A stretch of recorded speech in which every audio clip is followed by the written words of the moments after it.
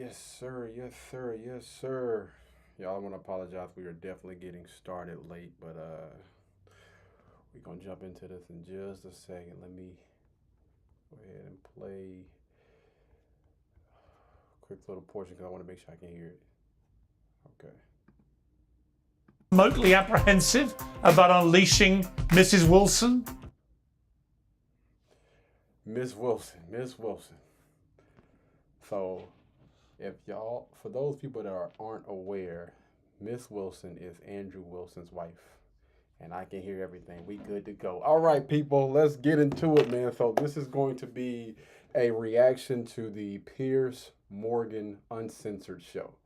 So I'm pretty sure a lot of people know who Andrew Wilson is, the guy that be cooking everybody. Anybody that come on that platform, he be cooking. So come to find out, his wife is exactly like him, if not a little bit more straightforward. We're going to go ahead and get into it, man, so y'all can see. Don't let the smile fool you, boy. This lady is vicious. On the world like this? No, but she is the only Wilson on the panel that I claim. I'm just pointing it out. Is there anything you do? I mean, do you put the bins out? Do you the trash out? I mean, what do you do anything? I don't do shit. The piece of shit that you're married to, yeah, he clearly doesn't respect you. Oh, there we go. He makes jokes about how he married you. He doesn't do He's not shit the around piece the of house shit because in that's this why you married panel. a wife. Clementine, do all lives matter? You do know what? All lives do matter. And Thank you. all lives- What's controversial? Bombshell, all but lives the are not one given the same terrible respect, thing you though. found All I've ever lives are not said, given the you same completely respect. agree with. Clementine, do you hate men? No, of course I don't hate men. Why in 2020 did you tweet the coronavirus isn't killing men fast enough? I tweeted that in 2020 as a misguided tweet. Apologize to men again. Do it again. This is honestly one of the most absurd conversations I've ever had in my life. Man, listen, I think before we really get into this thing, I think that it is so awesome. It's so amazing when you have women that always want to downplay the guys that have like certain talking points and certain viewpoints and make it seem like they're the worst of the worst. But you have Andrew Wilson that is married, has been married for I can't remember how many years, but I believe one lady on this panel said something about she feels sorry for his wife. And I believe he's going to address that, man. Well, not him. He's not going to address it. She's going to address it. Anyway, let's go ahead and get into this thing for the day, man. This is going to be dope. White House Press Secretary Caroline Leavitt is rarely out of the spotlight. That's her job, after all. And for what it's worth, she seems to be very good at it. But a behind-the-scenes photograph posted by a colleague for Mother's Day in America has divided opinion, even among a generally appreciative MAGA base. 16 million people saw this candid snap of Leavitt in the White House, seemingly holding a baby son in one arm while, quotes, owning the libs, close quotes, with the other. A lot of those people applauded her as a super mom. Many others criticised her for aping conservative family values while actually promoting a feminist myth about women who can have it all. That might seem a bit harsh, but the MAGA movement she's part of has made big inroads in popular culture by promoting the return of traditional gender roles. Here she is talking about masculinity back in 2023. A man is someone who stands up for his family, provides for those that he loves, and contributes to his community. A great example, helping an elderly woman with her groceries, helping a neighbor or a friend, putting others before yourself. That's the definition of a man. I'm proud to have so many strong men in my life, 2 older brothers, a great father. We love men, we need men, and as women, Jen, we should not be afraid to say that. Now, once did she say anything about a boyfriend or a husband? I was listening for it. Okay, so we already know. We got a chameleon over here.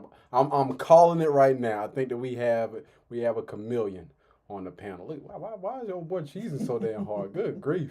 Oh yeah, my bad, y'all. I also want to let you guys know that we are joined today by the lovely Miss T. We're gonna call her Miss T. You know what I'm saying? No governments on here. But yeah, we're joined by the lovely Miss T. She'll be commentating here and there as well. So it won't just be your boy today. All right. So y'all gonna hear from 2 people.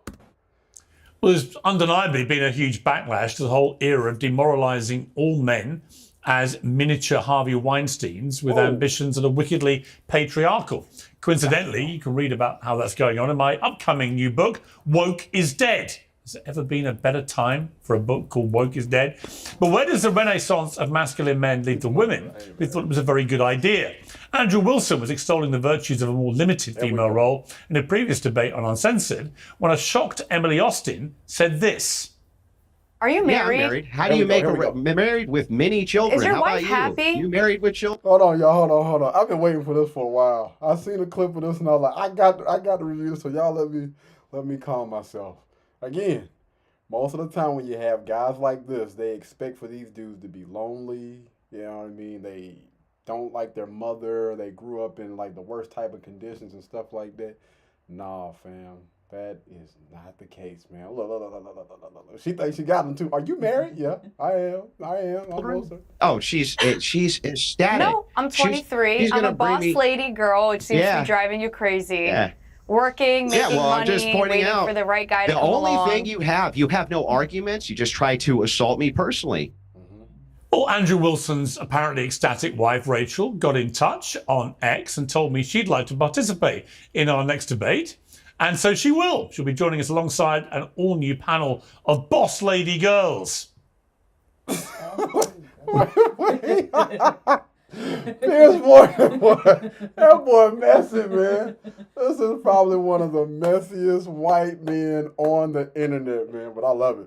This dude is hilarious, dog. Let this man Joining me now is the host of Crucible, Andrew Wilson, Andrew's wife and author of Occult Feminism, The Secret History of Women's Liberation, Rachel Wilson, Emily Wilson, no relation, from Emily Saves America, and the feminist writer and author of I Don't, The Case Against Marriage, Clementine Ford. So welcome to all of you. Andrew, great to have you back on Uncensored. Are you remotely apprehensive about unleashing Mrs. Wilson on the world like this? No, but she is the only Wilson on the panel that I claim. I'm just pointing that out.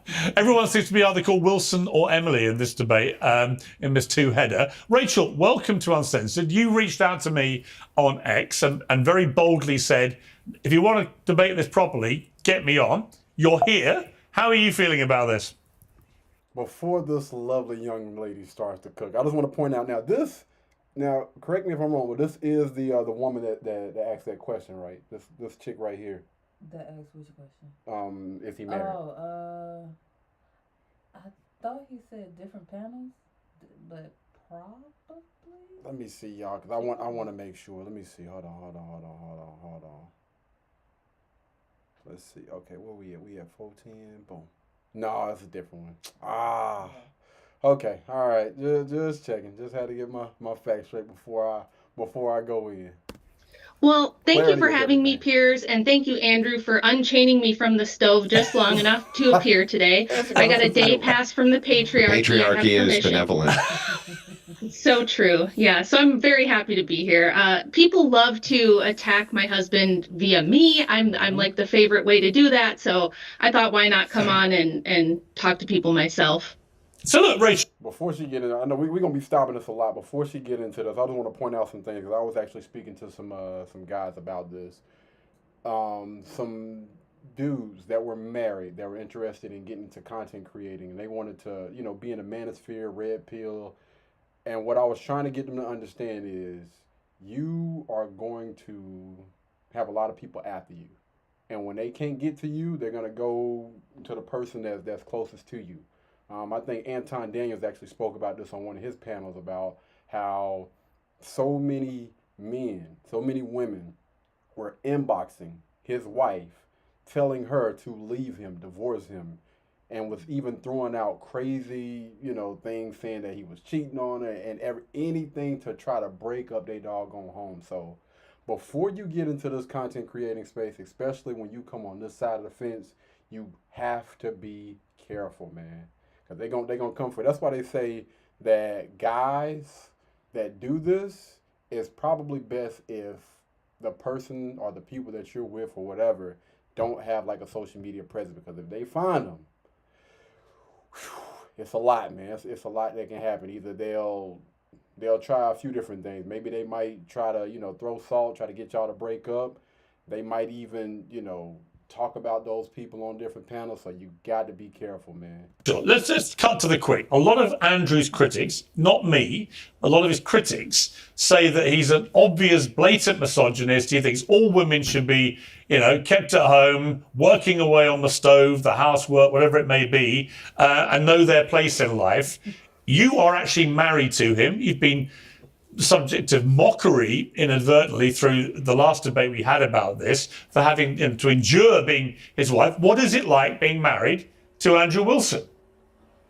Well, it's pretty awesome. I mean, he's hilarious. He's a really smart guy. He's very charming. And most of all, he's a great dad and a great husband. And I share his worldview. So I would agree. In fact, I would say I would probably be the more bitter misogynist out of the two of us. If you really had to pick one, it would probably be me. So really, why do you say that?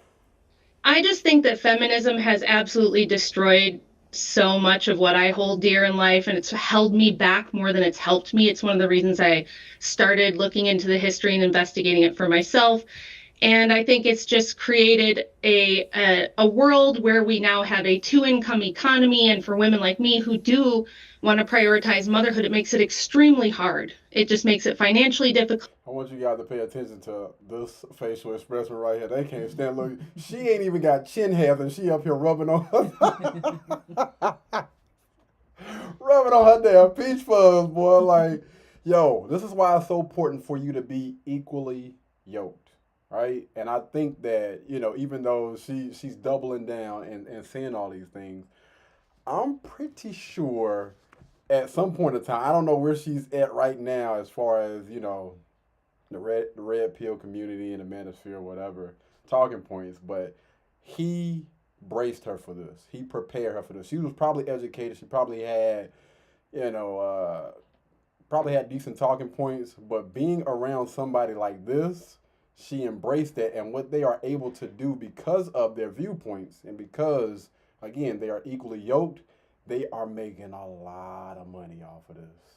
A lot of money, a lot of visibility, and that just makes life a lot easier when you have two individuals that understand that, man. So he already knew what time it was. Like, hey, if you want to come up, go ahead. We done probably been around each other long enough that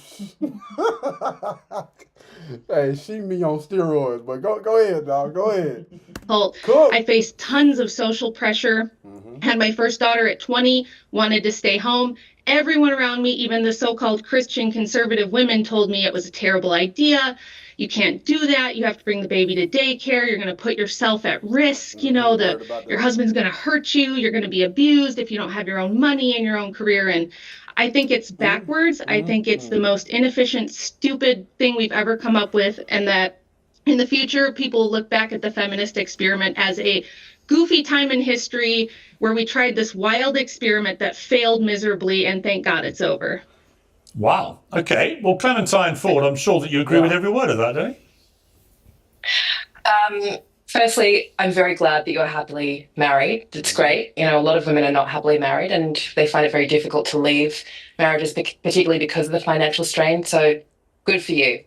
I do think that your historical understanding of feminism is extremely skewed.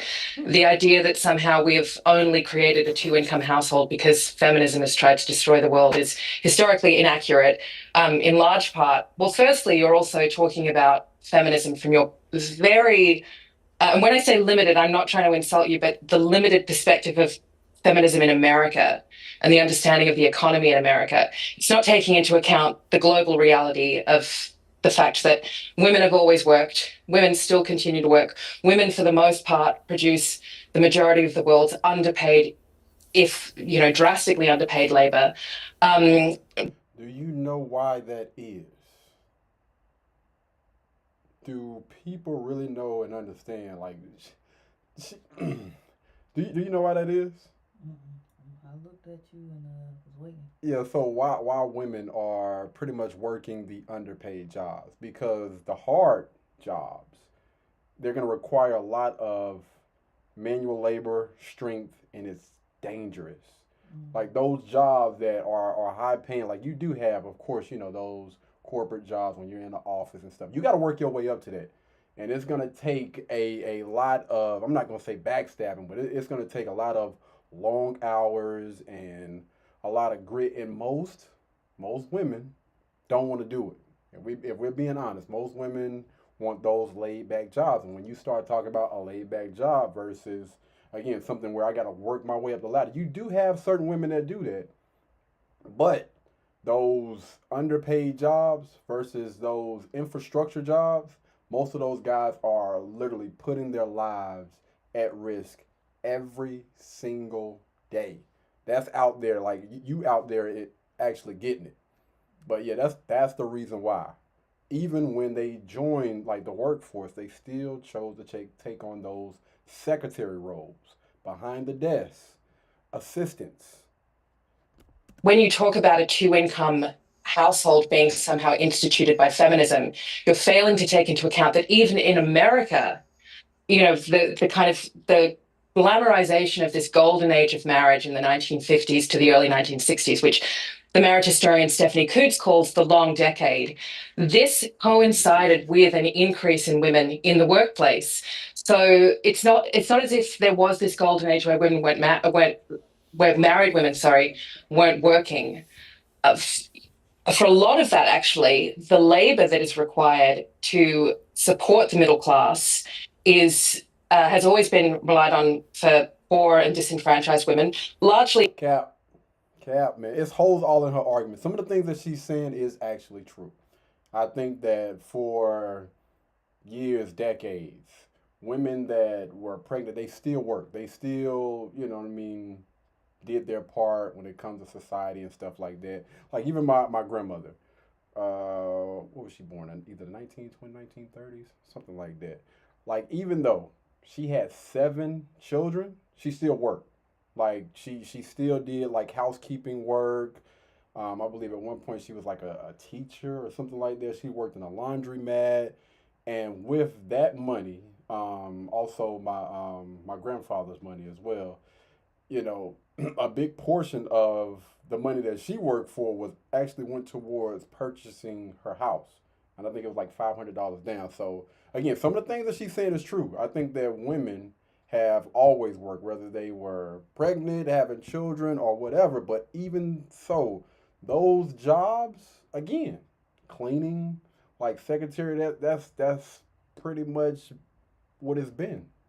In America, black women. Look. For a start. Let me just finish. We all have to speed things up a little bit. And the economy, the downturn in the economy, the boom that happened after the Second World War was unsustainable. It was a wonderful time between around 1940 to 1970 for white working class men in particular, and then it began to but I have a question rapidly. for you. One of the reasons why women had to go into the workforce was because they had to help support their families. Okay, I have a question for you, Clementine. It's a very simple question, but I think it'll be an interesting question to ask you. What is a woman?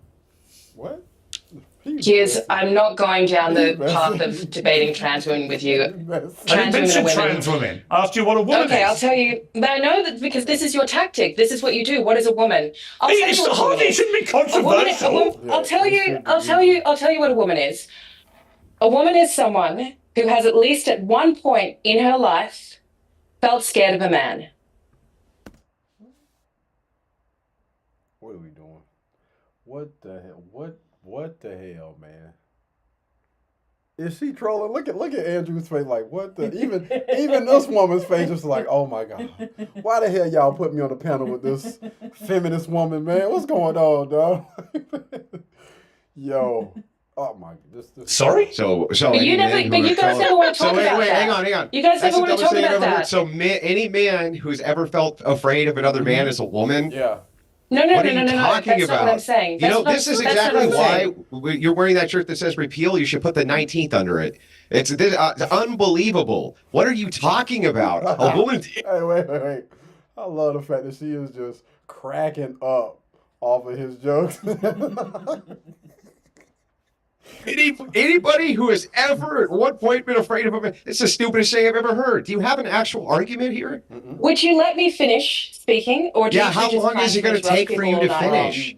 How long is it going to take for you to finish? Yes, do you really just invite people on your show to be interrupted like this? Well, Clementine, look, with all due respect, we did do a bit of research into what you said about me in the past, so I think I'm entitled to give you... So you already know what I think about that question, because I've written about you asking that question. Yes, you have. In fact, you said, like all of the So why would you ask it again when you know what my answer answer to to that enlighten is? the audience who have no idea what you're talking about or me, like all of the bigots, that's me apparently, currently jumping on the transphobic shuttle to Ding Dong Station. Morgan wants you to believe this is about fairness and equality, specifically fairness and equality in women's sports.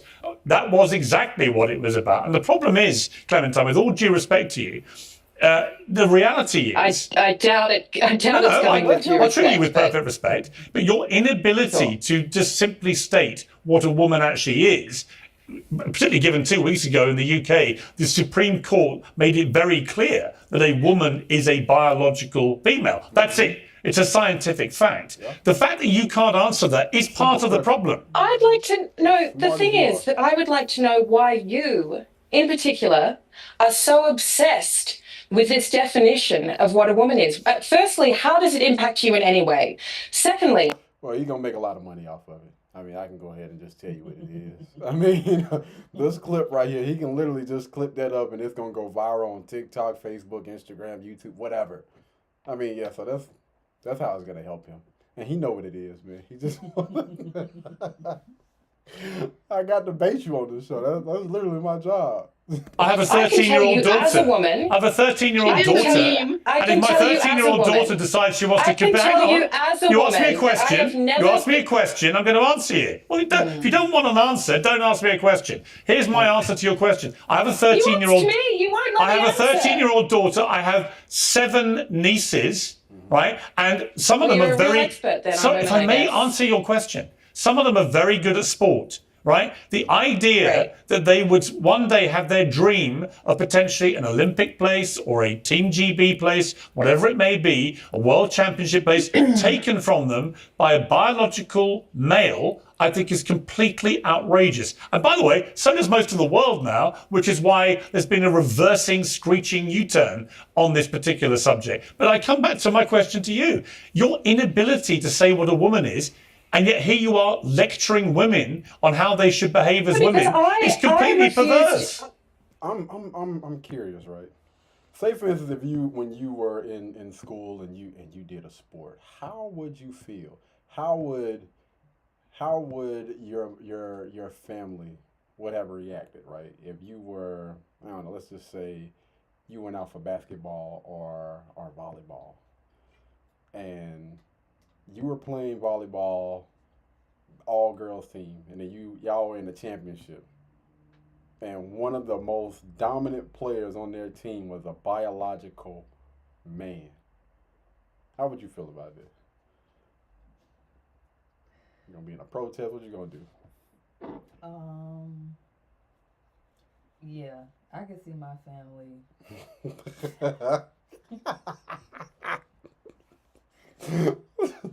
Oh, hell no. I could definitely see my family voicing at least voicing their, I'm going to just say opinion. Yeah, strong. Hell is going on? About that, because we ain't having it. Yeah. We're definitely not having it. We believe biological boy is a boy, biological girl is a girl. Mm-hmm. Now the whole, I like the same, that's your business. But if you trying to jump the line, then that's just way too much. Even still, the whole liking the same sex is what's the word? I'm gonna just say unusual. I had a word for it, but it's inappropriate, and I don't want this thing to get taken down. So how was what do you think that the town that you were staying in at the time, would that be acceptable? Mm-mm. Even now, do you think that the town that you were staying in, you think they would be open to that? No. Okay, yeah. Me either. I grew up in Rock Hill, South Carolina, man, and it's pretty much still like old school, man. Like it's not as bad as Lancaster, South Carolina. No disrespect to anybody from Lancaster, South Carolina, but Lancaster is like you going back, and the only thing that they missing, honestly, is damn horses. Like if they had horses, everything would make sense. Like they still got dirt roads and everything. Again, no disrespect to Lancaster. Rock Hill ain't that bad, but even when I was growing up, we had like maybe one. Yeah, it was only one openly. I'm just gonna say gay guy at the school. It was only one of them. He wore nails, weave, everything. Everybody like he was like a loner, like an outcast. Like some of the women would be around. I ain't gonna say what his name is. I ain't gonna tell what that dude doing, but but yeah, it was only one person in that school. Now growing up in any elementary school, I don't think any of those people ever like identify themselves. You know, most of that stuff was pretty much whatever you do in the comfort of your own home on your own is cool. But when you come to school, you come to work, you know, get work done, maybe make some friends or whatever. But all of that type of sexual stuff, nah, that stuff was not honestly tolerated. I can't really speak for what it is in those schools now, but yeah, man, I miss the good old days. Let me just say that. I think that reducing women, specifically to your biological deciding what you think a woman is, It's called. What does she mean by reducing women to your? You mean the truth? Like a woman is somebody that was born a woman. Reducing? What are we reducing? Like a man was born a man. You can't reduce a guy to that. All right. There are still other ways to become a man. What you saying? Science. That's science. It's their chromosomes. You have different chromosomes to me. It's not me saying that. I'm not writing. I'm sure you're not the first. Writing the science. I'm not the first person. I'm sure I'm not the first person to tell you about intersex people.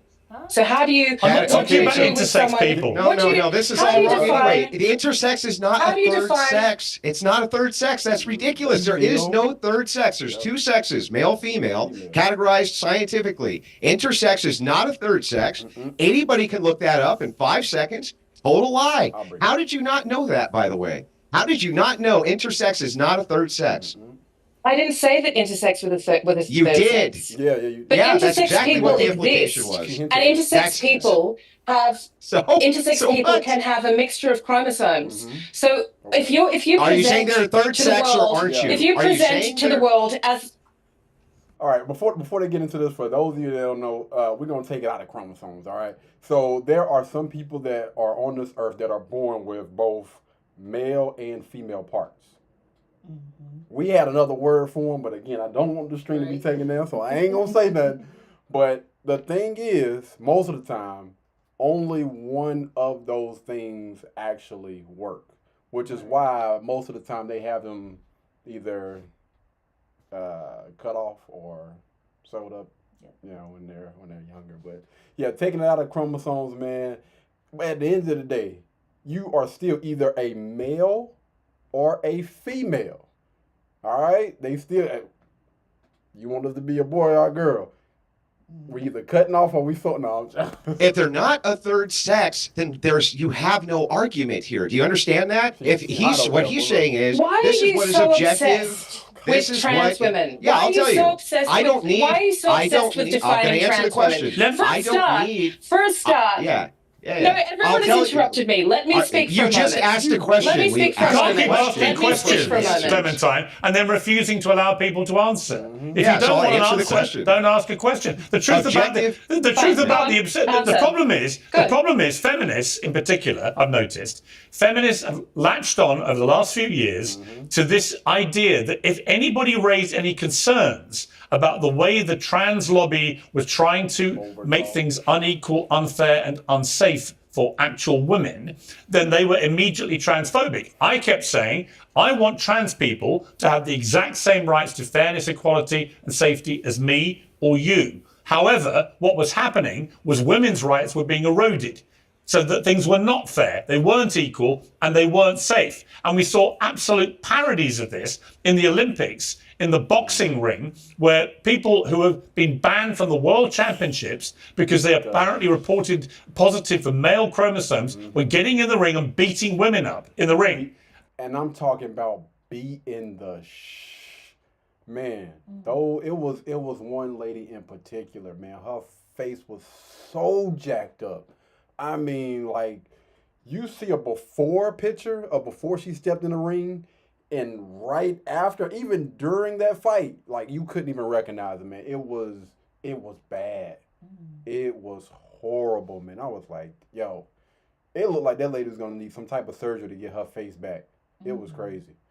And so a woman's going to die if this was allowed to carry on. So now people have stopped it. Now sporting bodies around the world have stopped it. But you, Clementine, I say this respectfully, are still flying the flag for this bullshit. And you can't even say what a woman is.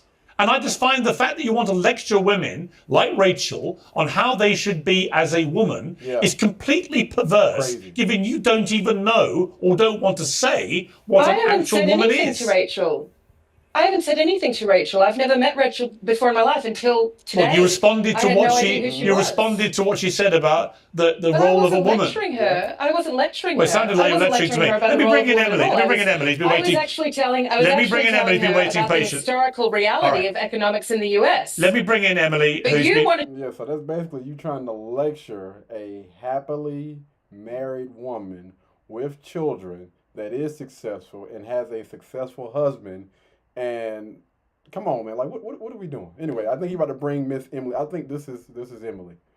I can't remember. What did he say? I know he said she is a feminist and she done wrote books. I can't remember what he said about this young lady. Oh, damn. So she on that side too. All right. Oh, damn. Here we go. To divert it to talk about trans women, because that's clearly... No, you banged on about trans women. I just said to you, if you don't know what a woman is, we've got a problem. You asked the question, she's wrong. No, I just... She's wrong about the economic history. She's the one looking at it through an economic prism that's extremely narrow. Yeah. She's using feminist standpoint theory to try to tell us what the history of economics is. Yeah. She can't explain to us why, through all of human history and all of lady. Let her finish, lady. You talk plenty, lady. Why? You talk plenty, lady. I love it. Hey, the husband stepping in. Hey, what do you want to say? Shut the hell up and let my wife talk. Look at her mouth. Oh, you mother. Oh, all of Western history, we were able to raise a family, like a janitor could raise a family with 4 children on his income up until 1970. And what happened in 1970? We pushed women into the workforce in huge numbers, and we practically doubled the workforce overnight by pushing mothers and women into the workforce. This happened right alongside the creation of gender studies as an academic discipline. And now we are in a situation where we don't have a family economy. We have an individual income economy, which means most people can't raise a family without both parents working. Okay, let me bring in Emily, who's been waiting very patiently. I just want to point out something, right? You have, again, this young lady, she literally just went on a 60 damn minute rant and made no sense at all. She just spoke for about a minute and provided clarity, and she got in and she got out. Come on, man. Instead of talking in circles like this guy, this gentleman, this young lady right here. Emily, good to see you again. Now, you started a kind of MAGA civil war when you railed against women who want to be a trad wife. You posted a TikTok video, which caused a lot. Is she a biological? Right here? No. Oh, I don't know what that is. I'm gonna be honest with you. I think she's a woman. I mean, the issue that I had, she couldn't even identify. She couldn't even say what is a woman, so it's kind of making me question it. But again, I'm just trying to get the benefit of that. I'm not trying to be smart, y'all. I'm not trying to be funny. I'm just saying. Mayhem. Let's take a look at this. I'm sorry, I hate to call out my own party, but the young girls on the right promoting this like trad wife bullshit. I just want to make sourdough for my traditional. All right, she's talking about traditional women. I got to make sure anytime, We got clarity. Husband. That's great. I'm all for it. I promote traditional values. I understand. I have been working since I was very young. I don't really plan on stopping working. I suggest you find a hobby that makes you money. But you guys, guess what? Guess what, baby girl? That lifestyle working out, a man, a provider, you just get to sit at home, bake bread every day, slim to none. I would say none that's going to work out for you, or quite literally anyone you know. You're actually setting yourself up for failure, because it could not be easier, if that's what you're going to pursue, to be trapped by a man. Okay? Also, let's bring some other things to the table besides sourdough. Wait. Hold the hell up. Now, she just went, now, before she even started her rant, she basically said that she believes in traditional roles. And the only thing that she said was, I believe in working. What the hell is going on? Am I missing something? No. Is that the way that traditional women behave? With putting money before family? What the hell is going on, man? Y'all, please let me know what the hell is going on, man. Guys want to be mentally stimulated as well as physical, okay? But I'm just like, please, you guys are too young to be promoting this. And also, by the way, it's cringe. You guys are cringe, okay? Wait. Okay, and then they said that, you know, she ran a MAGA campaign.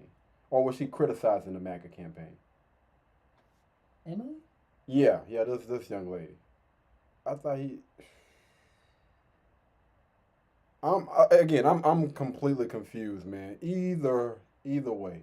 Yeah. Regardless of what side of the fence she's on, she still said something about being traditional.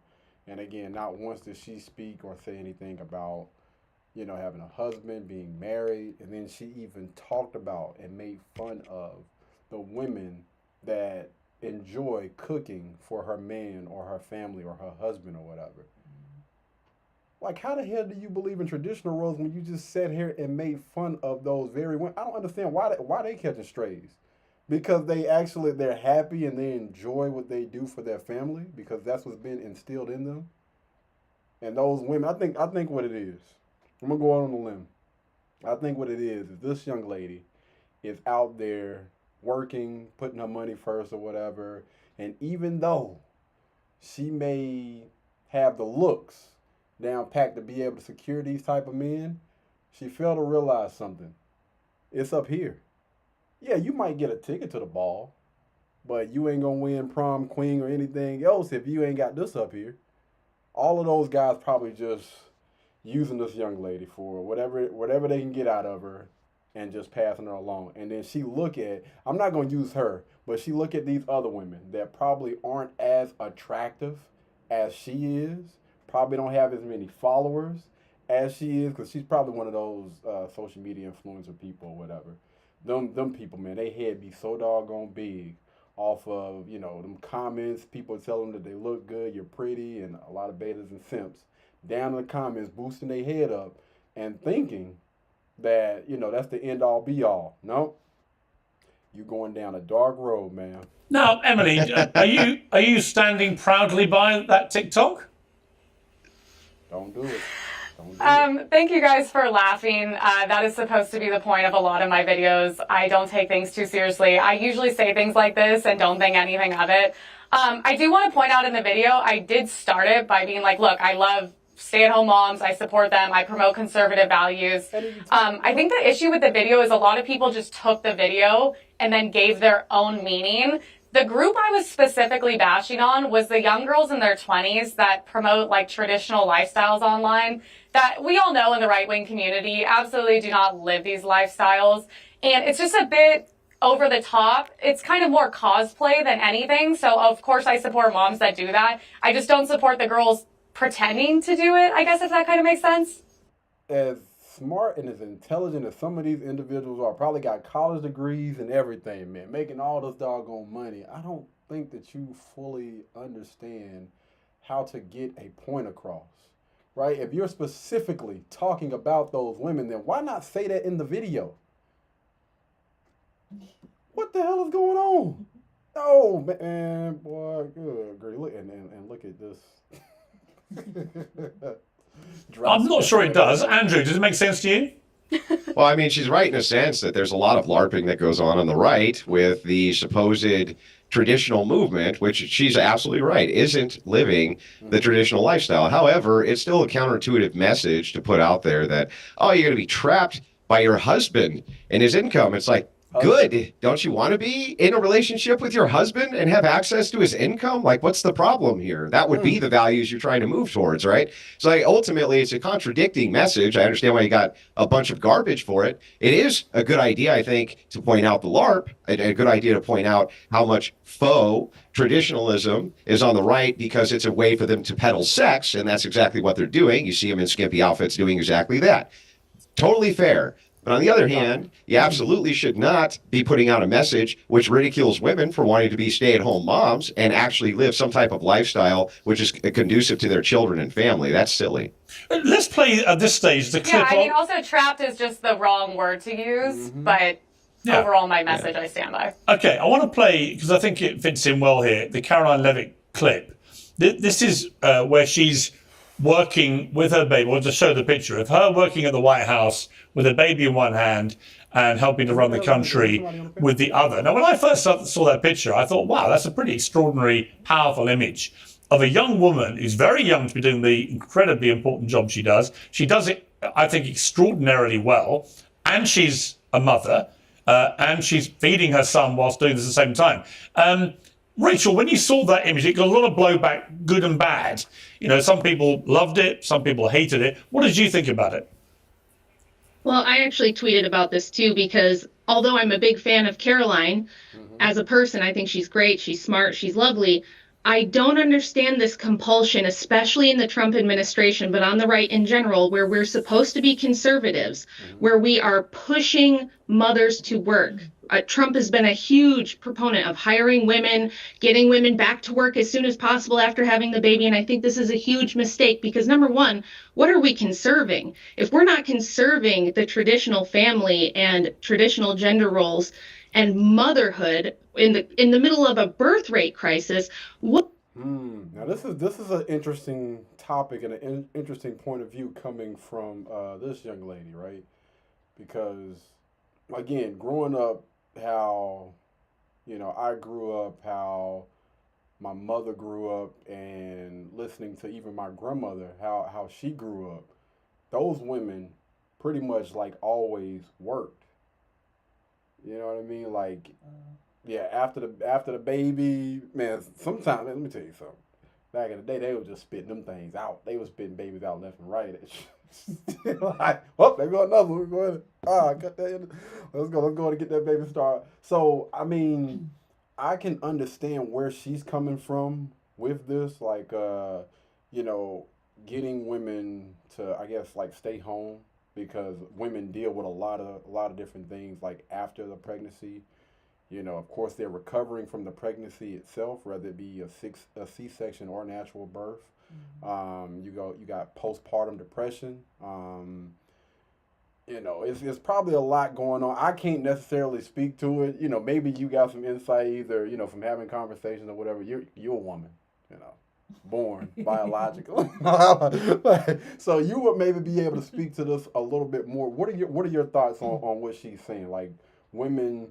Do you think that women should go back to work, like after, I ain't gonna say immediately after, like maybe a month after having the baby, or do you think that they should go the route in which she's saying, like just be pretty much just, I don't know if she's talking about just staying at home in general, or what? I actually do think that the woman needs some recovery time. Because each case is different. Yeah. Because like you were saying, there's postpartum, and then there's like pre-existing conditions too. Oh yeah, that some women actually have. And then it could also depend on the household. Yeah. So. Right. It's kind of like right on the line, like. If that man ain't making enough money, you know what I mean, and bills are due, of course she's not going to be able to.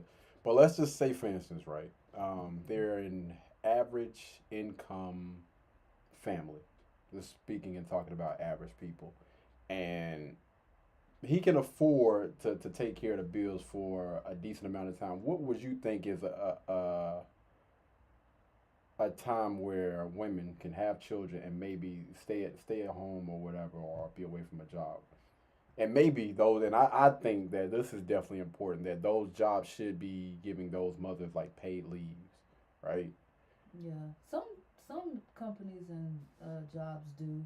They also give paternity leave too. Yeah. So what would be the time for that? Typically, I hear 3 months. 3 months? Okay. Yeah. All right. Typically, I hear 3 months is not. Yeah, that's not bad. I think the most of it I heard was like a year, but I think that was over in like Canada or something like that. Yeah, yeah, where they gave them an entire year. Not only the mom, but I think even the dad. I don't know if it was a year or 6 months, but that's phenomenal, man. And this would be considering that this, and yes, this would be mandatory. This would definitely be mandatory, considering that that young lady is actually in like a long-term relationship with the father. If I don't know, man, it's just like if you are sitting out here, just having children by different random people, we ain't gonna keep paying for that type of stuff. But if you are involved with one person, you know what I mean, whether y'all believe in marriage or not, but y'all are actually in the same household, then yeah, I think that yes, provide up to a year of leave, paid leave for those women that move like that. I think that would be decent enough. What are we conserving as conservatives? Just like lower taxes? I mean, should be a core issue for us on the right to say, no, motherhood is not a part-time gig that you do on the side. You don't, ship your baby off to daycare where they're spending 3 times as much time with a low-wage daycare worker as they are with mom while you go and do your career. There's plenty of life to live after raising kids. I think after you've done that, if you want to venture out and do a few more things, once you have the empty nest, I think that's okay. But pushing mothers to work it's one of the key things that's tearing apart the fabric of society, because we're not raising our own children. We're not passing down our values to them. We're sending them to daycare and we're sending them to state-run schools, and that's who they're being raised by. So it sounds like she's saying forever. She's saying forever, like forget the damn paid leave, like that's it. Well, once the children come into play, that is going to be my focus. And when she puts it like that, I completely understand that. And I think that most people, if most people wasn't living above their means, and they could take that, what I call like delayed gratification. I actually had a conversation with the pastor about this the other day or whatever. People are out here, trying to take trips, trying to buy, all these different clothes, shoes, and spending money on a lot of reckless stuff instead of staying down and pouring into the stock market, their Roth IRA accounts and stuff like that. Like if people would just do that, I think they'll be a lot better off. And I could honestly see how this would probably help the economy, because what that's going to do is you'll have a lot more women, instead of them being in the workforce, start to be stay-at-home moms. And I think that the power of the dollar will actually go back up instead of come down like it has been doing. You know what I mean? Instead of, again, like she's saying, like forcing women to go back to work. And instead of that doggone thing doubling, it'll be cut in half. And then we could possibly go back to, the way that things used to be, where you can actually support a family just off of one income, because that dollar will be a lot stronger, a lot more powerful. I don't know, how that will play out in real life, but it sounds good. The theory is good. Clementine, your response to that? Do you work, Rachel? No. You don't make any money from your podcasting? I make some money, but I do. I do maybe you do some form of paid employment. Yes. First of all, my children are grown up now. I'm 44 years old, so I had my first one at 20. They're grown up. They're moved out. Yeah. But I work still very, very part-time, maybe a couple hours a week at most. But do you have my primary responsibility is to my husband. Oh, y'all told my, hey, you got to love it. Clip that. Clip the hell out that mother, boy. Good. Listen, Your talking points are invalid. That's it. She already done cooked your. She cooked her, boy. Do you work? Yeah, it's only a couple of hours per week, but my children are grown. I'm 44 years old. Had my children when I was in my early 20s. Listen, they out the nest. This nest is empty. And even still, to this day, my primary, like the reason why I'm, doing whatever it is that I'm doing, my primary thing is still, like, my time is dedicated to my husband. Good grief, boy. Hey, just go ahead and put a stamp on that thing, man. Clip the hell out that damn thing. But you've got 5 children, right? Is that correct? And they're all grown up and all moved out, or you've still got some young children? The youngest Yeah, we still have a couple teenagers. at home. And by the way, just making an argument from hypocrisy. So can I just ask you, do you find, even with the small amount of part-time work that you do, which you do get paid for, do you find satisfaction from that? Do you get satisfaction from that work? It's not the money, because Andrew makes far more than I make. I make a very, very tiny amount of money off of, my book, and a couple of appearances here and there might sell a few books. It's practically nothing. If I was doing it for the money, it'd be a waste of even the couple of hours. But what I would say to that is, we're not against women doing other things. So if you look at the Bible and the Proverbs 31 woman, she does a lot of things. She's out buying land. She's making decisions. She's doing all kinds of things. The difference is that she's doing them under the purview of the guidance and leadership of her husband and for her family, not for a corporation, not for her own glory, not for her own ambition. A lot of that depends on whether or not you have faith in the Bible, which obviously not everyone does. But the reason I ask you those questions. The point is still valid, though. I don't think you get to understand what she's saying, man. You know what I mean? Like, listen, you can do a bunch of things, right? But nothing is still more important than what we got going on in this home. All right? My family, my loved ones. I'm not gonna put a damn job over them, regardless if you believe in whatever you believe in. It wasn't because I was trying to set you up or anything like that. It doesn't surprise me that you would get some satisfaction. To me, the point of the question wasn't about the money. It's about the work. It's about the passion that you put into it. And the reason I asked was because a multi-year study done by Adrienne Freck and Sarah Damaske, found that the mental health of women who worked full-time after the birth of their first child was significantly higher than those who didn't have paid work at all. So I think that taking into account the fact that for a lot of women... Hold on. Again, what she's doing is she's not understanding. What this young lady said is, you're still doing other things. All right? Even after, you have children. She's not saying that she's just sitting around not doing something. She's still actively doing things for her family, for herself, because, again, I do think, honestly, that any person should definitely be putting themselves first, because your health is everything. If you're not in good health, then, you can't really benefit anybody. But, yeah, I think she's missing the point, man. I think that she's way off right now, and I cannot wait for Andrew's wife to cook her. And this is also what Betty Friedan found when she wrote The Feminine Mystique, and Stephanie Coontz backed this up as well in her book, The Way We Never Were, which is a history of a... But are you married, Clementine? I've no idea about your situation, but are you married? Do you have kids? What's your deal? I've got a kid. I'm not married. Yep, there it is. Hold on. Where is the guy? Where is the guy?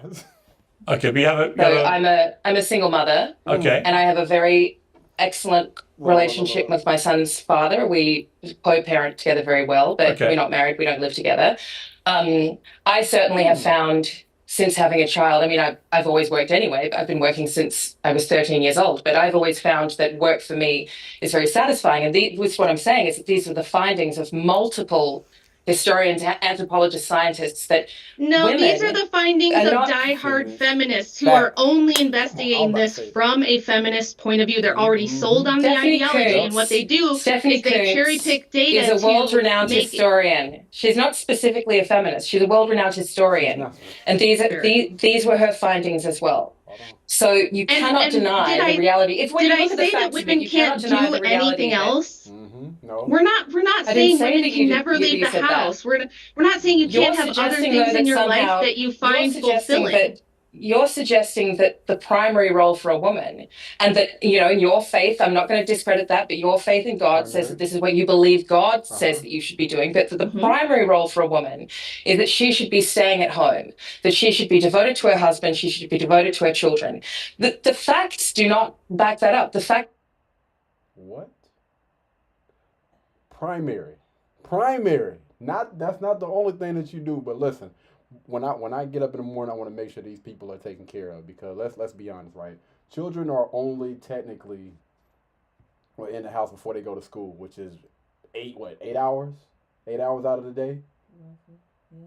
And then you have the husband that is probably working. He's gone 8 hours out of the day. Roughly, yes. You sleep, what, 7, 8 hours out of the day? Yes. What's left? Right.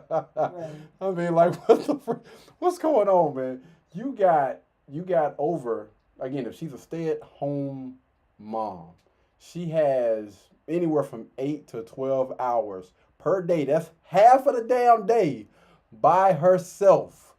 What is she doing during that time? Primary. When I get up in the morning, make sure they got what they need before they go to work and before they go to school. By the time they get home, you get into a routine, it becomes so freaking easy. Like, come on, man. What are we talking about right now? It's a familial satisfaction. Don't back that. Well, hang on. Okay, let me jump in. Hang on. Yes, they do. Hang on. Sorry, Clementine. I think you've chosen the wrong. She's basically saying that scientific facts does not back up women not getting like that satisfaction from going down like that traditional path. But they actually back up women choosing their career and choosing money. Look, that's why Andrew is just laughing. The wife said that was targeted feminist information. I don't know how. Yeah. But that's. Yeah, it's coming from feminists, people that already are sold on a certain thing. And you can always have those people that take certain things to try to justify their point. You even have people that don't believe in the Bible, where they'll take a few words out of the Bible and try to make a point. But when you got somebody that's intelligent enough, like, no, that's not what the word says. I can literally break this thing down. Let's go word for word. They don't want to hear that though. No, I don't believe that. I don't believe that.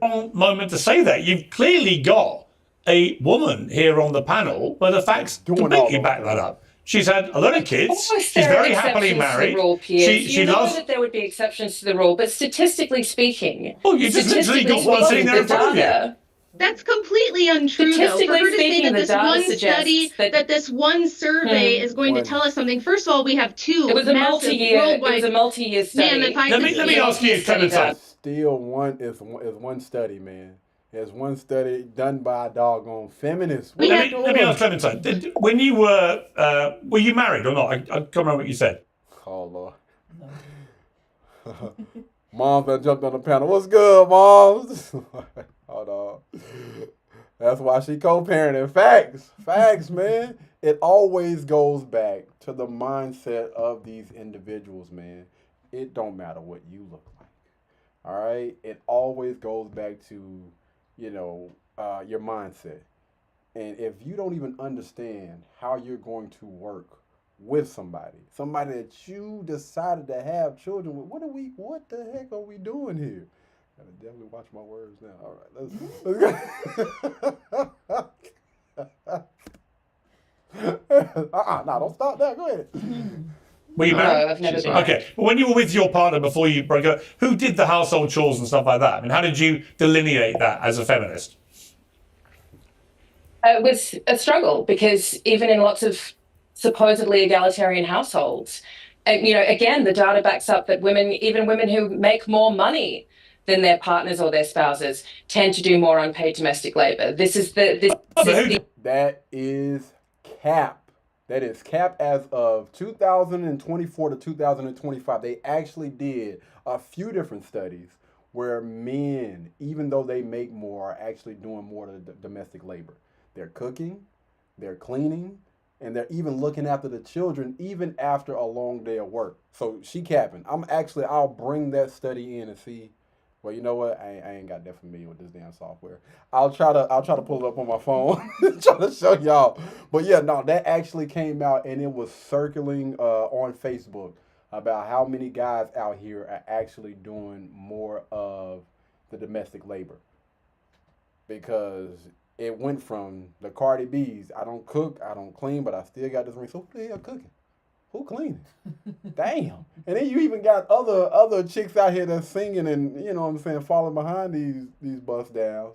They're saying the same thing. I don't cook, I don't clean. So y'all literally in a damn dirty house every day. What's going on, man? Who did most of the domestic chores? In my house? Yeah. Me. You did. In my house, not our. Pay close attention to what these people are saying. In my house, I did. Me. Okay, and Rachel, who does most of them in yours? That's the reality for. Well, hang on. Rachel, who does the domestic stuff in your house, Rachel? I do absolutely all of it. And the thing I want to say to So you're very Clementine similar. I mean, it seems to me you're both. I care far less about women's fulfillment in careers than I care about children and how they're being raised. And I want her to justify to me why we should be paying low-wage daycare workers to raise our children rather than doing it ourselves. How does it make sense to take your duty of motherhood and simply put it on a different random woman? How does that system make sense? Why should we tell women to do that? If you would like to stay at home and raise your... Man, oh my goodness. I have never seen a panel where I feel like I'm literally like feeding this person information. Hey, say this, like this is your comeback right here. But she is like, she gift wrapping this butt whooping. She is handing this thing. Everything come natural for me. So yeah, said you raised you. Facts, moms. That's what and that's pretty much what it boils down to, right? You have women out there that understand what it is to be nurturing, what it is to be a mother, what it is to actually want to raise a child that came out of you. And then you have these young ladies like this one right here that's running her mouth and ain't talking about nothing, that literally just go out here and just wing everything. And they wonder why their life is the way that it is. Like, if you knew and you understood, I have a role, I have a duty to my children, my family, and things like that, her life would be so much better and so much easier when she gives in to, well, if she would have gave in to that, she would have still been with a man, probably would have been married, probably been a lot more happier, and would have got a lot more satisfaction out of that lifestyle instead of picking up this feminist mindset and these talking points and moving the way that she's moving right now. Most of these individuals are so jacked up on all different type of depression medications and stuff like that because of their mindset. It never fails. And then again, you got Andrew's wife over here. She just looks so doggone happy, so content, so concerned. Come on, man. Come through. Let her cook, boy. Children. You're not answering my You're not answering the question. My question is, how is it good for children it's a question for of them choice. to be raised by it's a question of choice. No, it's actually not worse. No. It's not worse Why for is it children better outcomes? to be raised by working mothers. That's also the facts back that up. There is no study that suggests that women who work What facts? Listen, lady, raise there are children no who are facts less happy. on That is not true. There are no facts on planet Earth that back up that single mother households have better outcomes. That's one. Two, Or that outsourcing your... Hang on. Let me finish. Lady, if you outsource the raising of your children, you're already making yourself a single mother, just so you know. Here's what's going on. Just so that you understand. Are you a single father because your wife raises your children for you? Lady. Excuse me, don't call me lady. Can you let me finish? Lady. Can anybody finish a point? Can anybody finish a point? Or I don't know, only do you have a point? Are You don't only seem to you be allowed making to? one. I'm trying to make one. So you don't anyway, seem to be making a point, Andrew. If you outsource your children's raising to strangers, answer Rachel's question and tell her how that makes more sense than having the child raised by their own biological mother. Actually answer. Cool. Well, in my case, it makes She's not. She's not gonna be able to answer this, man. I wanna dive into a few different points before she goes on another rant. Um, when you outsource somebody else raising your children, you never know what that person's beliefs are. I literally just did a video the other day where a grandmother was upset, an entire family was upset because their 3 year old went to a daycare and came home, a male, a boy, a little boy, came home with pink nail polish on his freaking nails at 3 years old. And this daycare literally got on TikTok and doubled down and said, listen, this is what we do at this daycare. You know, we even with this family, quote unquote, this family, we've been looking out for them for X amount of months because I guess they weren't able to afford like that. What what the heck does the price of tea in China got to do with you painting my son's nails pink without my permission? Like, not even consulting or talking to the parent. Like, first of all, you shouldn't be doing this at all. But they was like, listen, he's not the only one. We've been doing this. How the heck are y'all not shut down? Like, you are confusing. Children's brains, especially at that age, are like sponges. They're soaking everything up. And they're thinking that this stuff is okay. In this household, we believe in raising heterosexual male and female. All right? And over here on this daycare, because they outsource, they out here confusing kids. And now you done undid everything, or you're undoing everything that we're trying to teach this young man, our baby. So you gotta be careful about these things, man. Hold on. Mom said, I worked and came home and cooked, clean, never complained. Was she raised by SpongeBob SquarePants? Yes, facts. And I've actually spoken about this on a few different panels that I've been on, whether it been on my podcast or other people's podcasts. The fact that I had a mother that, it was 6 of us. And she worked 2 and 3 jobs. And most of the time, I remember her having to walk to and from those freaking jobs.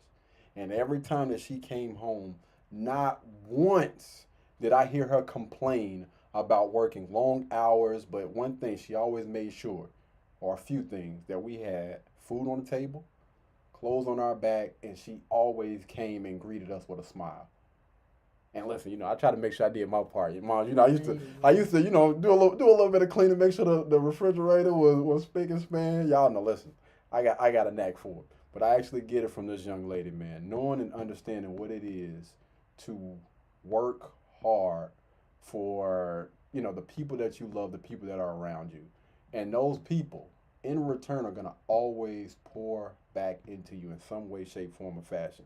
Like, you know what I mean? Like, it was days where, I massaged mom's feet, got the little, what's the name, scrubbed them or whatnot, man, the whole nine. Looking out, man. But yeah, never complain in the, 18 years that I was in that house, not once. 2 and 3 jobs for over 18 years. Because, she still had to look out for my other sisters and brothers. Not once did I hear her complain. Not once. And so when I get out here, when I was working at the YMCA from 4:50 in the morning to about 1:30, and then we'll go to the YMCA and do from like 2:30 to 11 p.m. and did that for like 2.5 years straight, 5-6 days out of the week, never complain. That's exactly who I get it from. You just don't complain about stuff that you're supposed to do as a human being, as a grown-up. Like, I don't get it, man. I really don't. You did, son. Yeah, appreciate it. And Carlos, yep, Yes, indeed. Let's get it in, man. One thing about me, man, that's how I'll go somewhere, I'll observe. Because with me being a middle child, I always observe because I knew and I understood, okay, this will get your butt whooped. This won't. I see somebody getting told, okay, so we probably not gonna go down this route right here.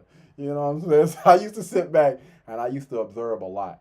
And I think that LaCarlos also definitely took after you because again, that's the firstborn. So he knew and understood what it was to work. You know, the importance of making money, $1. When I tell you this kid, man, 8, 9 years old, was watching us, you know what I'm saying, sometimes, or would go out. I think one of his first jobs was he was sweeping hair in a barber shop, and then he started cutting grass, and then he worked at Balo as like pushing carts. And so growing up, when you see your mom, your brother out here grinding, I'm talking about nonstop. I mean, like, listen, it's in us, man. It's always been in us. Makes more sense because I need to make money to pay my bills to raise my child. But in many other families, it makes. What if you depended on your husband's income? Do you see the problem of how we ended up here? Finish. Now it's my turn to finish. But actually, again, if you knew what you were talking about, if you actually read anything about the data on these things rather than just reaching into your gut for a feeling that feels true to you. Let's go over the data. Show me the data that shows that if you outsource childcare, there was a father in the household. Let me bring Emily in because Emily's been again. Emily's been. Hang on. There's no statistical data to support. If there was a father in the household, then we wouldn't have this issue. Why aren't you with a man that you can work with? Why are you having a child with a man that you cannot work with? That you can't partner with, they call it a partner or team up or whatever and build. Why in the world are you choosing? Why is that vetting process so off now? That's the question that you need to be asking. Let me pull this accountability mirror out. Support the fact that children raised by mothers who work are less happy than children raised by mothers who stay at home. Yes, there is. There's tons of data. I would never try and stop Rachel. There's so much overwhelming data. Children. That's her choice. That's her choice to do that. There is so much overwhelming data. Because that's her choice. All right, let me bring Emily in. Let me bring Emily in. Piers knows that. Emily was trying to say something. You don't want your daughters and your nieces being forced to stay at home to raise families. I don't want my kids to be forced to do anything. No, Emily. You wanted to say something. Forced? Oh my goodness, man. This guy is forcing me to stay at home.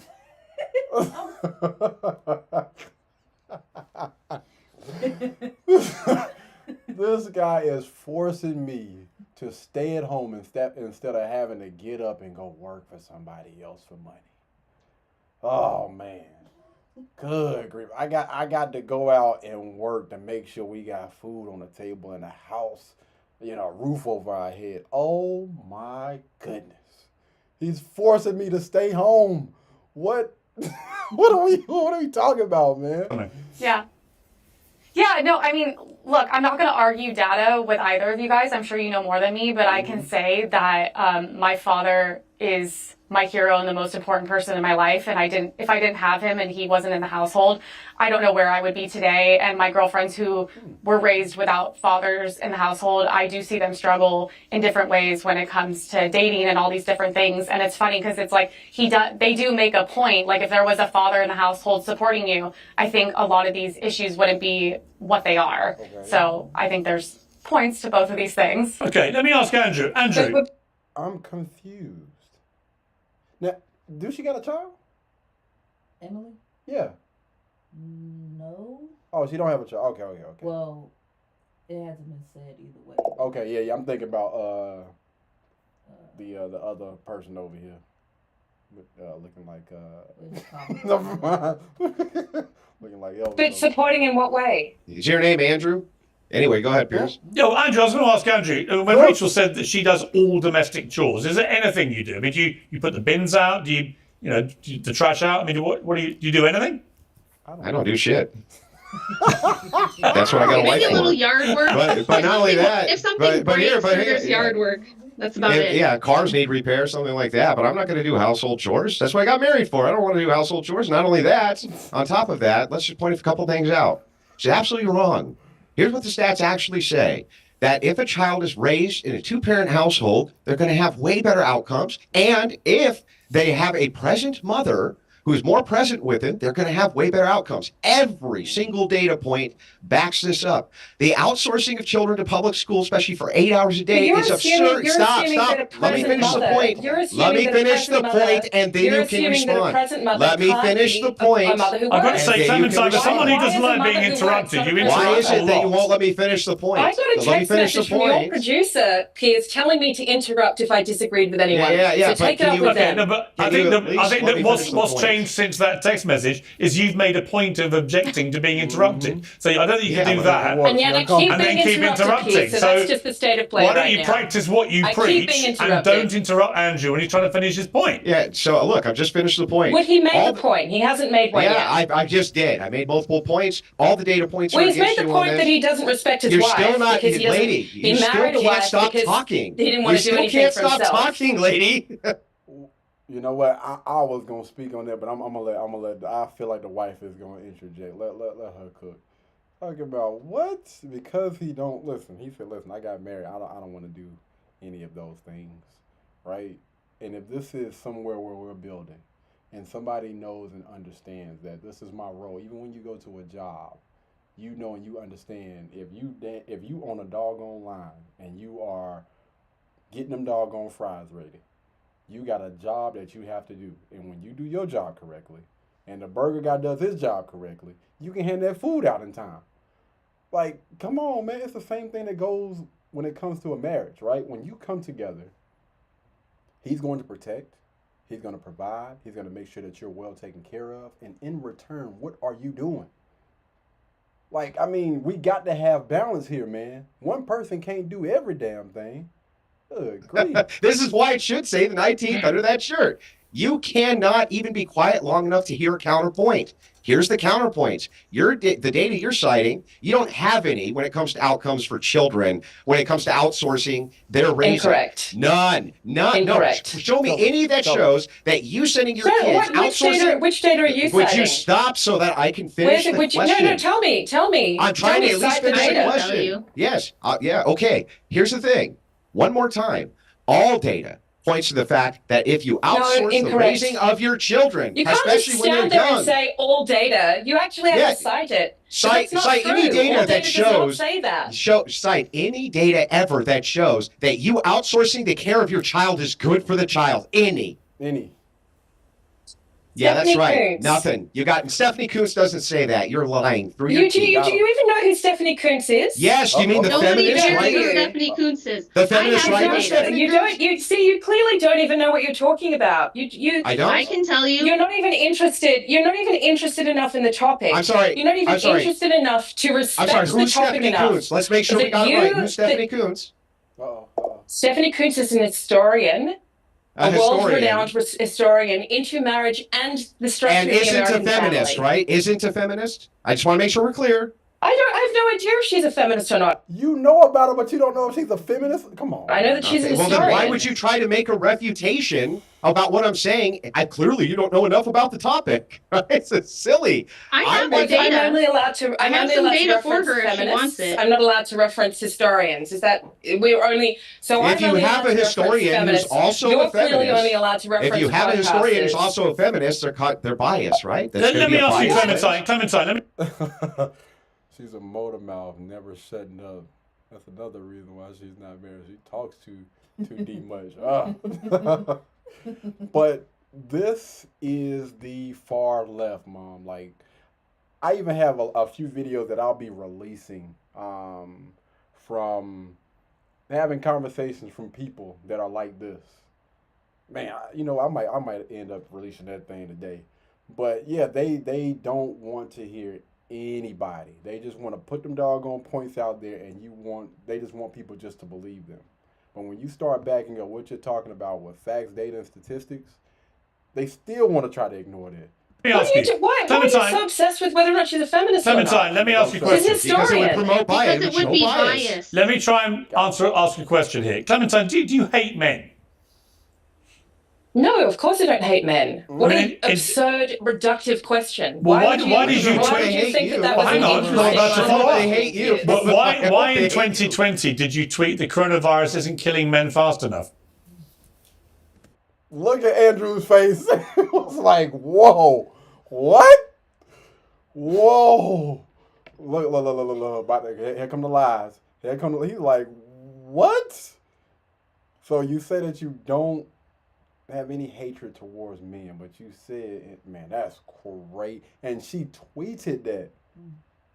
Yo. And she's not canceled? Man, let me tell you something. A man could never. He could never. Oh, that's crazy. I tweeted that in 2020 as a misguided tweet, but it was actually much of a part of a longer misguided tweet. Thread. Coronavirus isn't killing men fast enough. You say you don't hate men. I apologize for it, Piers. You thought a deadly pandemic virus wasn't killing men fast enough. Apologize to men again. Do it again. You haven't apologized to me for saying that you want me to die from the coronavirus. Well, I would have to consider you a man to apologize you for that. Say you're sorry. Say you don't even know what a woman is. Look. His wife, oh man, boy, listen. She about to take the gloves off. Let me get this right here. Let me get her. I guarantee she probably can fight too. I guarantee she probably take boxing class, man. Get her real quick. You know what else? I would like a man. Andrew, I would like for her to apologize to me because I do not appreciate her saying that my own husband does not respect me. Of course he respects me. He respects me as a mother and as a wife. He treats me like gold. Who the hell are you to tell me if he respects me or not? You wouldn't have to get paid for this if you had a husband. I didn't say. Oh my! She done cursed. That's the first time I done heard a little Christian mouth use a bad word. Who the heck? That's like, you know, they serious when they say, who the heck are you to tell me? Oh Lord. Dang, you all right? You good? She ain't smiling no more, boy. She's serious. She waiting on her to respond. Say that he. Where did I even? You did. You said he clearly doesn't respect you did say that. I heard you say you mean the piece of shit that you're married to? Yeah, he clearly doesn't respect you. Oh, there we go. Yeah. I want to point out something before we continue. Okay. Here's the thing, right? It just seems this way when it's a guy and a girl having a conversation. Most of the time, especially when you have people that have these beliefs. The gloves be off. They be trying to scratch and claw eyes out. But the moment that a woman comes into play and it's a girl on girl, listen, I don't want to fight with you. I ain't got no beef with you. My beef is with your husband. No, hey, that's her man. Yeah. You think this is? Nah, look. And that's why Andrew is just smiling. Nah, don't try to put that Uno reverse card out here. Heck no, blood. It's about how he married you. He doesn't He's do not shit the piece around the of house shit because in that's this why you married panel. a wife. That would be you, That's man. why you So got you're it. the one. Yeah. Listen, Okay. let's get back to the topic here. You're the one who is That would be insisting nice. that there's The no topic, data proving the list that of topics that we shut would say. up. I would Shut your genuinely. mouth. Okay, Nobody let me wants to hang hear on. that. Time out. I would genuinely like to know. She pissed off. Yeah, look at Andrew. He like, man, listen. Let my wife go back to the south. She don't need to be out here scrapping with these 304s, man. Listen, I don't want that for you. You said it was misguided to say the coronavirus wasn't killing men fast enough. Why it was would a you? terrible thing to say. So why it was a did terrible you? thing to say. No, here. I understand. I already said that the time Don't was worry. a Let me terrible finish thing my to say. question. I do understand it's a terrible thing to say. My question, my bemusement. Why would you say that? Because I was really frustrated with the articles that I was reading about how the pandemic was it was derailing women's workplace. It was derailing women's economic trajectories. And there was a specific article that I had read about a woman who had founded her own company. She was the CEO of it. Her husband had taken a sabbatical prior to the pandemic. And within 2 days of childcare closing down, he said, I can't take care of the 4-year-old. And she quit her job to go home and look after the kid. What's that got to do with you wanting more men to be killed? So you want more? So that's one Piers, if you're going to ask me the question, then let me finish it. You know what, Let me Clementine? finish You know what, Clementine? When you tweet, literally, So I wrote a coronavirus tweet isn't thread. killing men fast enough, I think I'm entitled to push you a little bit more than it was a bit 1000%. misguided. You're literally calling for the mass culling of men while simultaneously pretending oh my God. you don't hate Piers, men. come on. You know that. Don't be disingenuous. You know that that's not what I was calling for. You know that. You just said, like, what? Come on, man. God, hey, these people are crazy, bro. These people are freaking insane. You know that's not what I said. That's what I mean. You tweeted. You literally said coronavirus isn't killing men fast enough. It was a glib tweet, and you know that I also apologized for it shortly after that. You know that I was sincere in my apology. You didn't apologize so why to you're dragging me. it out 5 years later? Can you apologize to Andrew, please? Well, you apologized to me for saying you wanted me to die. I would not apologize to you if I did something to you, let alone for doing nothing to you. Even if you did something to me, you wouldn't apologize. Was that the only time, Clementine? Hang on. I've got a follow-up. I have a follow-up. Clementine, was that the only time you've tweeted that you want all men to be killed? Yes, why don't you just say what you want to say? No, I'm just asking you a question. Have you tweeted previously? I have tweeted prior to that.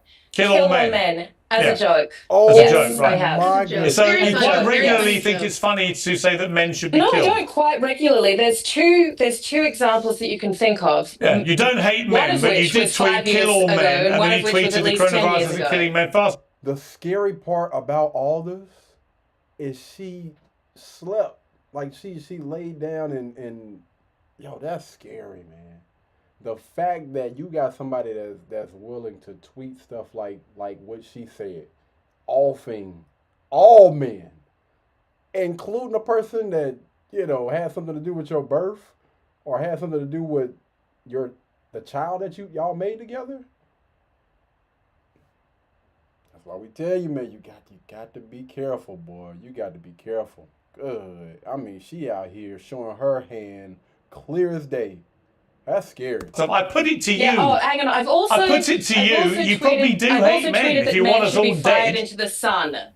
I've also said that men should be fired into the sun. Tell me, at what point do these very clearly glib, and yes, I have apologized for them, very clearly glib tweets from a time as well where Twitter was such a toxic. I don't tweet anymore. It's a bad place for everybody. Okay. Man, get out of here. At what point do those things be accepted as glib, misguided, regrettable, deeply apologetic for them now, remarks that you would never say again? You don't sound very apologetic. I think you should just admit that you don't like men. I think it's the problem comes when you keep denying. I don't like you very much, Piers. I don't care if you like me or not. You spray gun me in public. I couldn't give a damn. Why do I have to sit here and admit to you that I don't like men? What do you hope? I just asked you if you do or not. You said you don't hate men. I said that I did. You spend all your time wanting us to be dead. Me. Hang on. You just gotta shoot him in the sun. That's all. Man, why are you being so defensive about him just asking the stuff that you tweeted on a public platform? What are you so upset about? I'm just asking questions. I mean, damn, you can either say yes or no. Like we ain't tripping, man. The stocks and the Don't get your panties in a bunch, or your boxers, or your baller shorts, whatever you got going on. Like me, you think Andrew's a piece of shit. So that's every single man involved in this debate you hate. Is absurd. Every man in this debate, Clementine, you said you hate. Relationships with men, you shouldn't be giving advice on it. Emily, what was that? Oh, wait a minute. Is Emily? I hate every man in this if you debate. live a life where you've been unsuccessful in relationships, whether it's friendship, love, marriage, whatever it is, I think you're probably the last person in the position to be giving advice what women should do with men. I mean, I don't feel any animosity towards men, even when it comes to him successful in friendships and relationships. That's a are very you a single odd. mom? That's a very odd. Well, being a single mother doesn't mean that I'm unsuccessful in relationships. I already said before that I have a very beautiful co-parenting relationship with my son's father. He lives in the same apartment building as us. We're deeply close friends. That's great, so but it didn't work out, I don't understand why you think that is I'm not bitter towards men at all. I'm annoyed at the expectation that some men on this panel have, that women should do everything for them. Wait.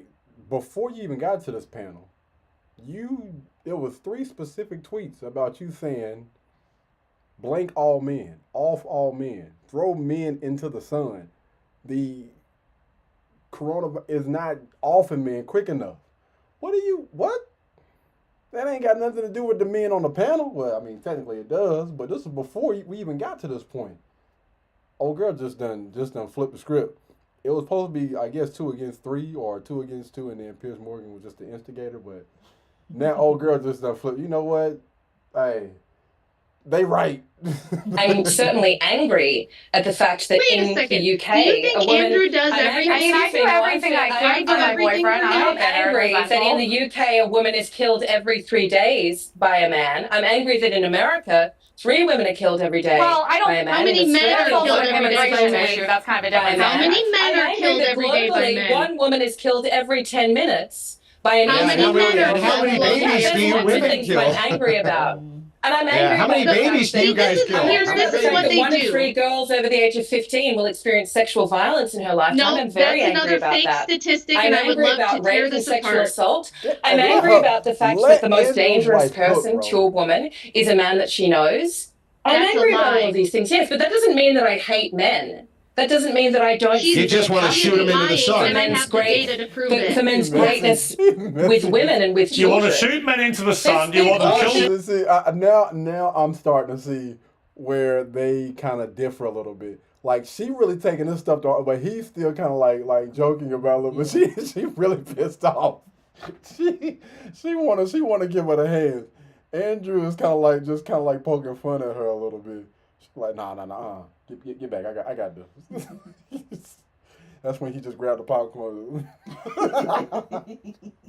Coronavirus, and you want all of us dead, and you hate both the men on the panel. Other than that, you love men. You love them. They're great. Well, even though they're out there to being a bunch of refute evil some of the rapists. baloney she Which just is that I hate. Yes. Well, the men on this panel. my thing is, like, can't you And- admit that you at least like men enough that they gave you a beautiful child you're super grateful of? I mean, that's a positive. This is honestly one of the most absurd conversations I've ever had in my life. I've just I sat kind of here agree. and explained that I I kind of don't agree. hate men. Yeah. I've just sat here and explained that I have a wonderful relationship with my son's father. I've just sat here and said, that I've apologized for these things that I've said in the past. We've all said terrible things. Piers, you've said terrible things on Twitter. We've all said terrible name things one. and apologized for Name them one. afterwards. I have said. What have I said? What have I said? Name one. Oh, Piers, do you want me to look them up right Yes, now? please. Okay, let me Yes, give me a second. Tell me a to terrible go thing to, I said on Twitter. Piers Morgan. While terrible she's looking, tweets. can I refute her fake statistics that she just gave? Because I hear Piers feminists Morgan's repeat this all terrible the time. opinions. Well, There go we on. go. I'll look at that. Give me a terrible opinion. She about to cook herself. It was Rachel. I thought you were talking while I'm just scrolling through the yeah. endless No. Well, we can all you wait, got the floor. I Clementine. wanna The hear it. clock is ticking, though. I mean, find one terrible thing that I've tweeted. I think that all lives matter was pretty bad. What? You think all lives matter? It's a bit better than men should be dying faster, isn't it? Let's just compare all lives matter against more men should die All faster. lives matter. All lives matter is a rejection of Black Lives Matter. I didn't reject Black Lives Matter. I didn't reject Black Lives Matter. I didn't reject it. I didn't reject Black Lives Matter. I didn't reject Black Lives Matter. Don't lie. No, but you did. No, I didn't. No, I didn't. You see, this is the trouble. You say that I've said terrible things. When you try and find them, you don't have any. I'm looking at it right here, Piers. Well, go all on. lives matter. He didn't say white lives matter. He said all lives matter, which is true. And any decent. Do you not think all lives matter, Clementine? It's absolutely ridiculous. Clementine, do all lives matter? I think that all lives deserve respect. Do they But matter? I think that in the context... Do all lives matter, Clementine? You do know what? All lives do matter. And Thank you. What's bombshell, all lives the are not one given the same terrible thing respect, you though. found All I've ever lives are not said, given the you same completely respect. agree with. So All on lives are not given the same respect. on that Yes. delightful note, where you agree with the one terrible thing that I've ever apparently said, we will leave this compelling debate. Thank you all very much I indeed. will agree. I'm going to say, I will Rachel, agree that you derailed I think, Rachel, a it's lovely to see conversation that all people lives who matter. That's what genuinely I will like agree each other. about. So thank you for coming on Uncensored. And in your Now case, make me some Clementine, breakfast, woman. I hope you find a man Now like go make me Andrew to some take breakfast, care of you. Mom. He's so messy. Thank you all very much. Yo, this was freaking dope, man. My camera did end up dying, but what are your thoughts based on what we just this beautiful piece of work that we just seen today? What are your thoughts? She should have just left. Yeah. Clementine should have just. Oh, I got bad connection. Yo, that would have been crazy. And I think I'm not exactly sure if most of them do, but a lot of them that I kind of seen, they always put themselves into it, which isn't a bad thing, but I think it just like fuels where the one-sidedness is coming from. Yeah. And they don't realize that. I don't think they really realize that. Or they don't care to. Instead of just kind of like speaking in general, you know what I mean? Because I think that's what's important, right? About these particular debates. Most of the time, it's better to just generalize things instead of injecting yourself into something, because you're less likely to take it personal. And if you've ever been in a debate, on a podcast or whatever, the moment that you get in your feelings about the conversation, that's when you lose. All right? That's when you just see red. Everybody gonna die. I'm disrespecting everybody.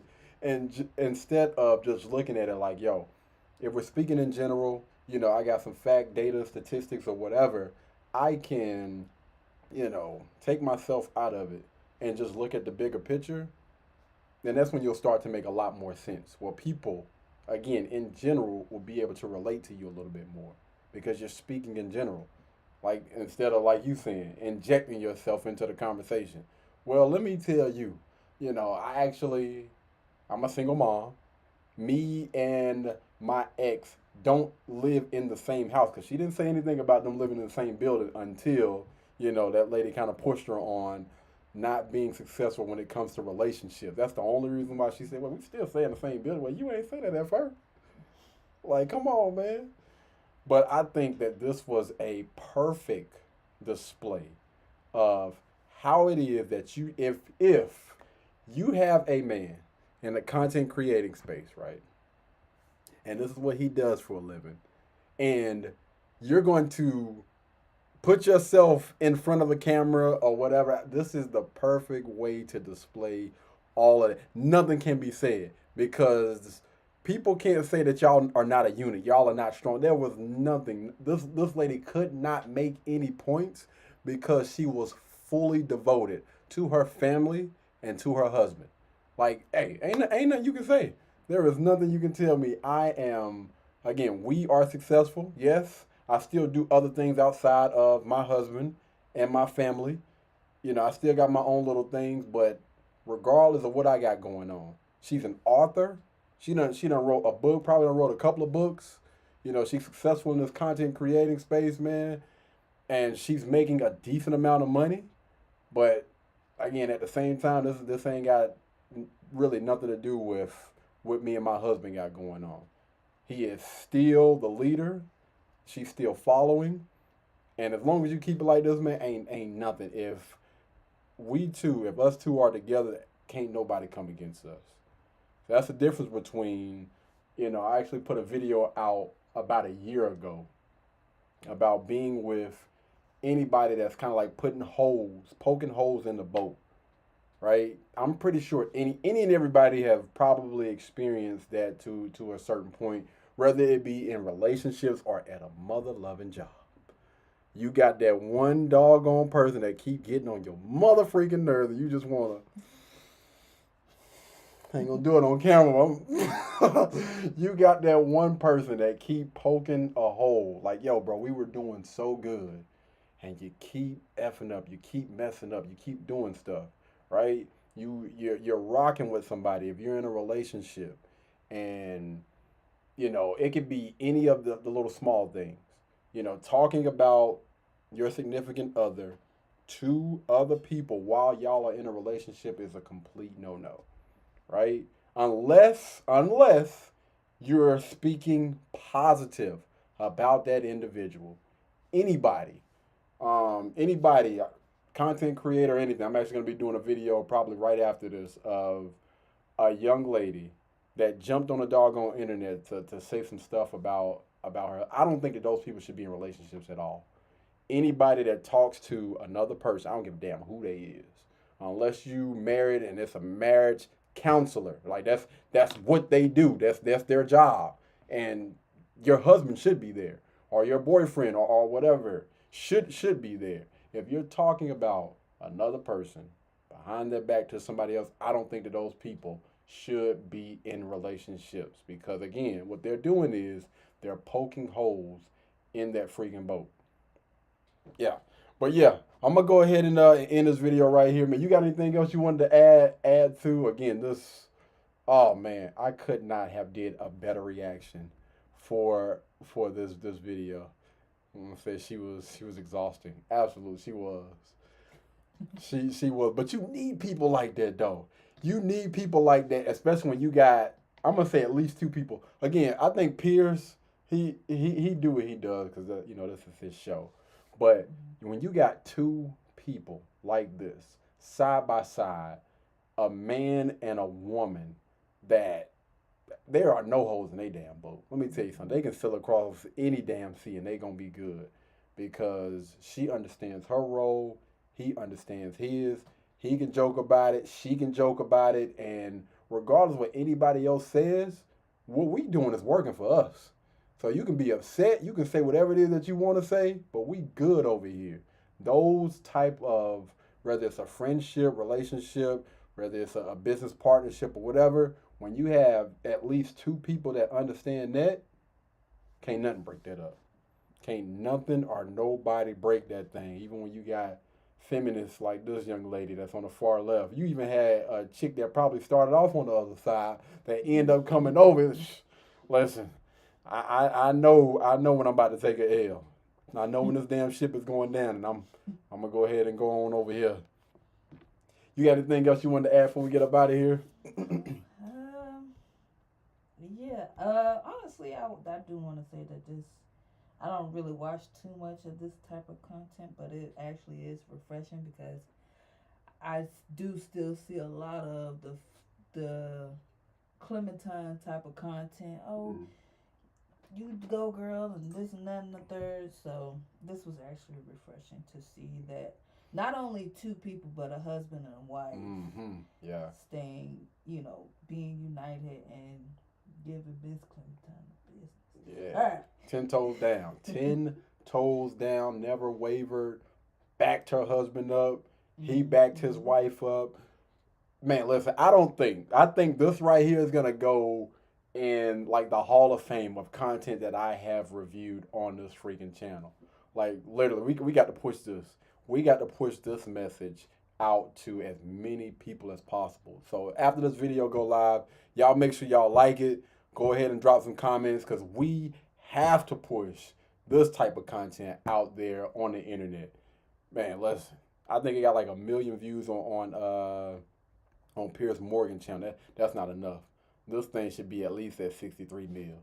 This is how it is supposed to be done. Dang, boy, could not have painted a better picture. Thanks to everybody that stopped by, Mom, dude. Appreciate you for coming through. You know what I'm saying? Dropping the love and support like you always do. Definitely appreciate it. I'm up here looking at this camera. I mean, that camera don't went there. But yeah, definitely appreciate it. All the comments, everybody that commented. We got, man, probably the most likes that I've seen in a while on this mug. But yeah, appreciate y'all, man. Until the next time, y'all be blessed, y'all be beautiful, and I'll catch you guys in the next one. Peace. Again, shout out to T for coming through, man. You know what I'm saying? We got to fly her back to Barbados. Lego.